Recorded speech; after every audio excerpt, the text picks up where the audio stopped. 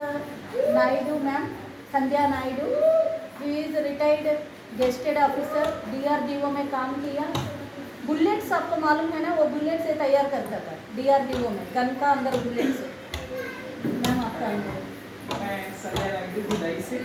मेरे पास तो ध्यान की बहुत अनुभव है और हम गांव-गांव घूमते भी हैं लोगों को मेडिटेशन सिखाने के लिए मैम के साथ। तो कई गांव वालों के भी अनुभव है। पहाड़ा गांव के एक सर हैं जिनको पैरालिसिस हुआ था और उनके बेटे ने जहां उनकी बेड थी उसके ऊपर 10 इंचेस ऊपर बड़ा सा पिरामिड लगाया और वो लेटे लेटे, क्योंकि बैठ तो पाते नहीं थे, वो लेटे लेटे ध्यान करते थे।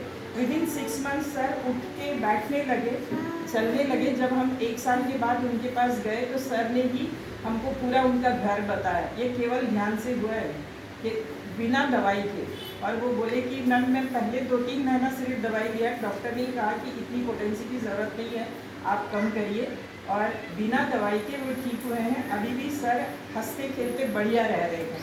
तो ये ध्यान का चमत्कार फर्स्ट है। सेकेंड थिंग बताऊँ कि जैसे बच्चे हैं उनके बारे में भी कि ध्यान से क्या होता है, हमको बहुत दूर का भी, आप जहाँ बैठे हैं, जैसे मैम ने बताया, आप जहाँ बैठे हो वहीं पे आपको बहुत कुछ अनुभव होते हैं।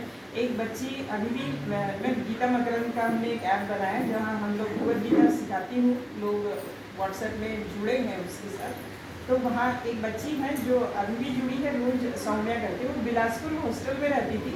उसके पेरेंट्स माहूद करके गाँव है वहाँ रहते थे और दादी उसकी बीमार थी। बाद में दादी थोड़ी ठीक हो गई, मगर बिलासपुर में बच्ची हॉस्टल में रहती थी। उसने माहूद पापा को पूछा, पापा दादी ठीक है ना? बोले हाँ ठीक है, हम लोग सब अभी ब्रेकफास्ट किए हैं। नहीं पापा दादी के पास बैठो, आप लोग कहीं नहीं जाओगे आज। तो बोले ऐसे क्यों बोल रही है, दादी तो ठीक है। नहीं पापा मैं बता रही हूँ, ये लड़की रोज ये भी करती है, गीता का पाठ भी करती है, रोज ध्यान करती है, मैम से ही ध्यान सीखा है उसने। और उसी दिन विदिन हाफ एन आवर उसकी दादी चल बसी। तो मतलब ये होता है सब ध्यान से। आप अगर सिंसियरली सोचोगे, ध्यान रोज जितनी आपकी उम्र है उतना करोगे तो होता है। मेरे जीवन में तो इतने अनुभव हैं, जैसे मैम ने बताया कि मैं रिटायर्ड गैजेटेड ऑफिसर रहने के कारण एक अपना ईगो था। हस्बैंड मेरे बहुत बड़े ऑफिसर थे BSP में, उनका अपना ईगो जिसके कारण घर में बहुत टसल चलती थी। मगर जब ध्यान में आए तब समझ में आने लगा कि क्यों ये चल रहा है, ईगो के कारण। उसके पहले पता नहीं था। तो एटलीस्ट ध्यान से हम इतने, हमारे अंदर के विकार धीरे धीरे धीरे कम होते रहते हैं। क्योंकि कारण इसका ये है कि हमारी जो सांस है ना, इसी को हम साक्षी भाव से देखते हैं। तो धीरे धीरे होता क्या है, जीवन की हर घटना हम साक्षी भाव से देखने के लिए तैयार हो जाते हैं, जिसके कारण कुछ भी होने से, अभी क्या होता है, हम खुद पढ़ते हैं, वो रोया तो हम रोए, बेटा रोया, हाय मेरे बेटे को क्या, वो नहीं होता, बेटा नहीं ठीक हो जाएगा, परेशान मत होना। हम उसको दिमाग ठंडा रख के डॉक्टर के पास ले जाएंगे, उसको ठीक करेंगे। तो ये सब ध्यान से होता है। तो घर के ये रिलेशंस जो हैं हम दोनों के, वो बहुत अच्छे हो गए हैं। 2 साल पहले तो इतनी घर में प्रॉब्लम हो गई थी कि उनको पेट में ट्यूमर था, 8.5 kg का ट्यूमर था और डॉक्टर ने बोला था कि 20% सिर्फ बचने के चांसेस है। और बच्चे दोनों बड़े हैं, दोनों एक मैकेनिकल एक सॉफ्टवेयर इंजीनियर है। तो बच्चे बोले मम्मा कैसे करें, पापा के बारे में। तो हम लोग हैदराबाद लेके गए। वो बोले, बच्चे बोले कि मम्मा पापा जी पाएंगे कि नहीं पता। तो मैं उनको पूछी कि क्या करना है, तो बोले नहीं मेरे को तो इससे इजाज़ पीरियड में जीऊँगा। मगर डॉक्टर ने सिर्फ 20% बचने के चांसेस बताए थे।